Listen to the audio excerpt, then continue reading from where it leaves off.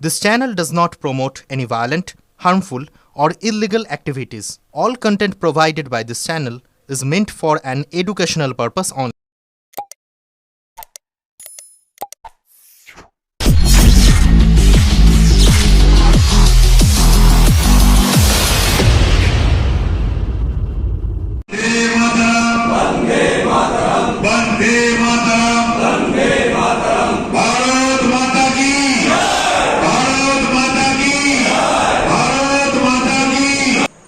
পরিস্থিতি খবর নিয়ে দেখুন। তাদের মধ্যে একজন ভাঙাপোল অঞ্চলে চোলাই বিক্রি করত। প্রশাসনের তৎপরতায় সেখান থেকে চোলাইয়ের ঠেক বন্ধ করা হয়।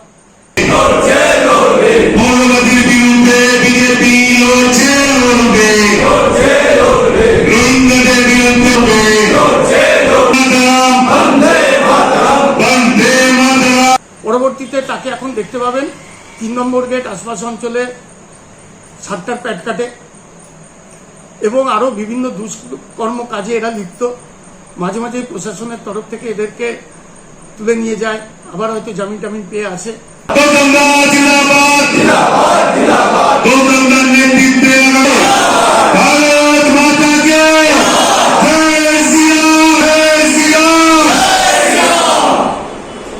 বিজেপির এমন একটা দুরবস্থা এখন, এই কে সাতটার প্যাট কাটে, কে চোলাই বিক্রি করে, কে চুরি করে বেড়ায়, তাদেরকে দলে নিতে বাধ্য হচ্ছে।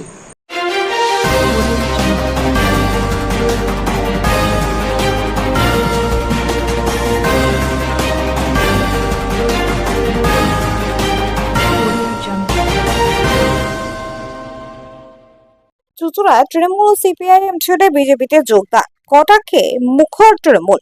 হুগলি চুঁচুড়া পৌরসভার বিভিন্ন ওয়ার্ড থেকে প্রায় 30 জন তৃণমূল ও সিপিআইএম কর্মী আজ আনুষ্ঠানিকভাবে বিজেপিতে যোগদান করলেন।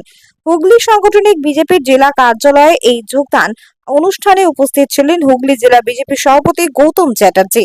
তার হাত ধরেই বিভিন্ন দল থেকে আসা দল ত্যাগী কর্মীরা বিজেপির পতাকা হাতে তুলে নেন। এই ঘটনাকে ঘিরে শুরু হয়েছে রাজনৈতিক চর্চা।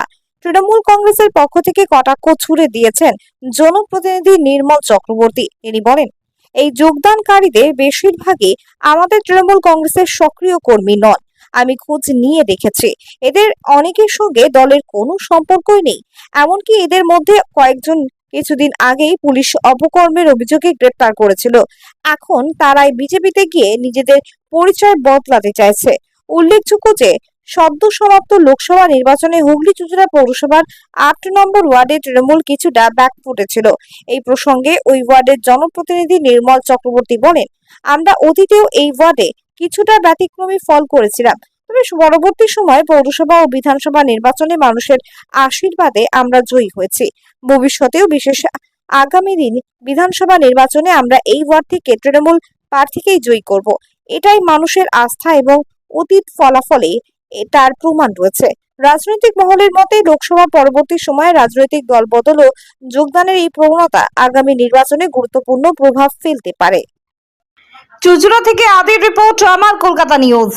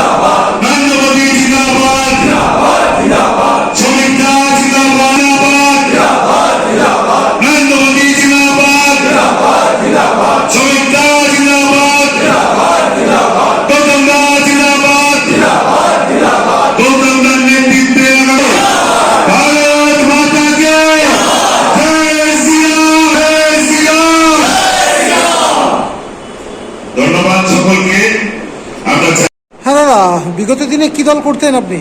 সিপিএম করতেন। আজকে দেখা গেল যে বিজেপি যোগদান করতে, আমাদের সব কিছু ভালো লাগে তাই। কেন হঠাৎ করে কেন যোগদান? মোদিজিকে খুব ভাড়ায়। আগামী দিনে এই তো সামনে বিধানসভা ভোট আসতে চলেছে, এই বছর পেরোলেই, কি বলবেন? কি বলবো, সামনে দাদা এসবে। কে থাকবে?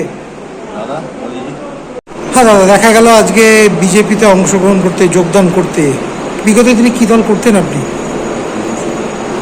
কি করতেন? তৃণমূল করতাম, কত নম্বর ওয়ার্ডে? 8 নম্বর ওয়ার্ড, কোন পৌরসভা? হুগলি 6 পৌরসভা। আচ্ছা, তারপরে? হচ্ছে প্রধানমন্ত্রী মোদীজির কাজ বাজ এইসব দেখে এসে ভালো, মানে মানুষের ভালো হোক চিন্তা দেখে তাই আমি তৃণমূলের হতে আমি বিজেপিতে আজকে জয়েন করি। তৃণমূলে আপনি সক্রিয় কর্মী ছিলেন? সক্রিয় করেছিলাম, আন্দোলনে ছিলাম। তা আজকে ছাড়লেন কেন তৃণমূল? আগে আমার ঠিক ভালো লাগছে না, তাই আমি চাই। কি বলবেন, এই তো আর কয়েক মাস পরে বিধানসভা নির্বাচনে নির্ঘণ্ট শুরু হবে, কি বলবেন, কি হতে চলবে? সে দাদা আসবে, কোন দাদা? দিল্লির প্রধানমন্ত্রী, বিজেপি আসবে, জগন্নাথ সরকার। এখানে তো মুখ্যমন্ত্রীর ভোট, তাহলে এখানে তো মোদিজি তো আসবে না। মোদী এখানে আসবে না, এখানে বিজেপি আসবে। হ্যাঁ, দেখা গেল দাদা আজকে চুঁচুড়ার বিভিন্ন ওয়ার্ড থেকে যোগদান, কি বলবেন এই প্রসঙ্গে?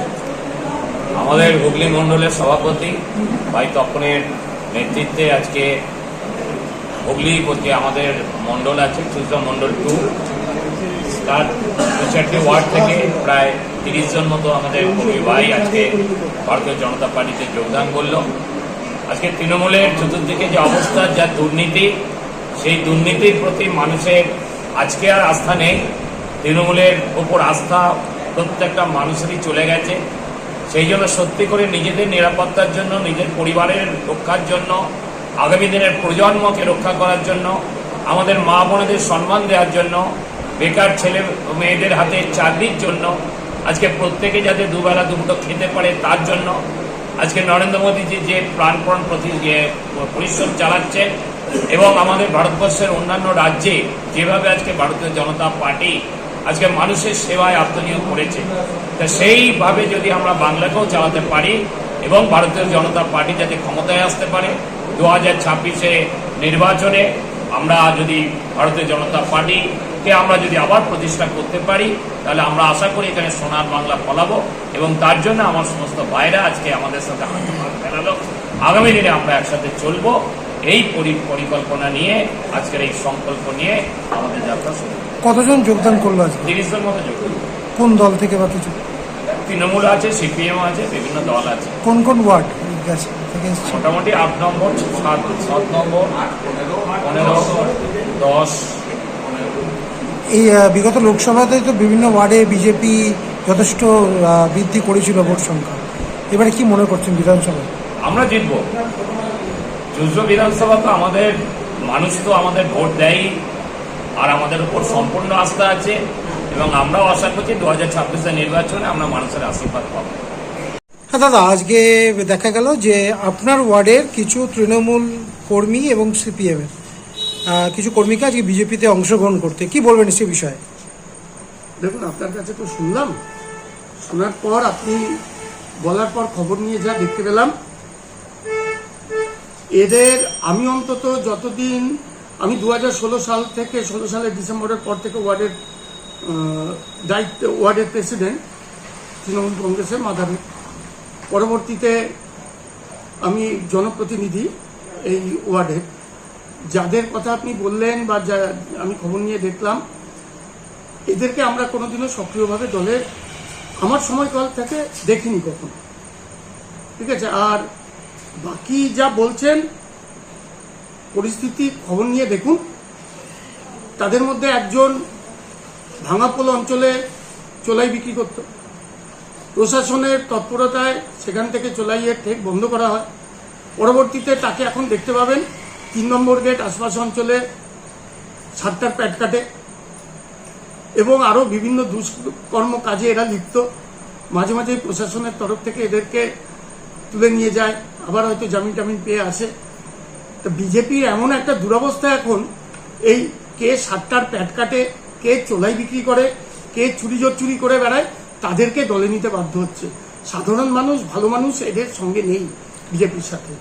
দাদা, এই ওয়ার্ডেই কিন্তু গত লোকসভা নির্বাচনে অনেকটা পিছিয়ে পড়েছিল শাসক দল, সেই বিষয় নিয়ে আর তো কিছুদিন এই বছর শেষেই বিধানসভা নির্বাচন, কি বলবেন?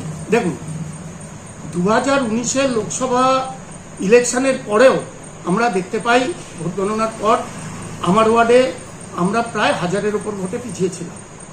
পরবর্তীতে 2021-এর বিধানসভা ইলেকশনে আমাদের চুঁচুড়ার সম্মানীয় বিধায়ক অসিত মজুমদারকে আমরা ওয়ার্ড থেকে 570 ভোটের উপরে লিড দিতে পারি। জনগণ হাত তুলে আশীর্বাদ করেছিল আমাদের।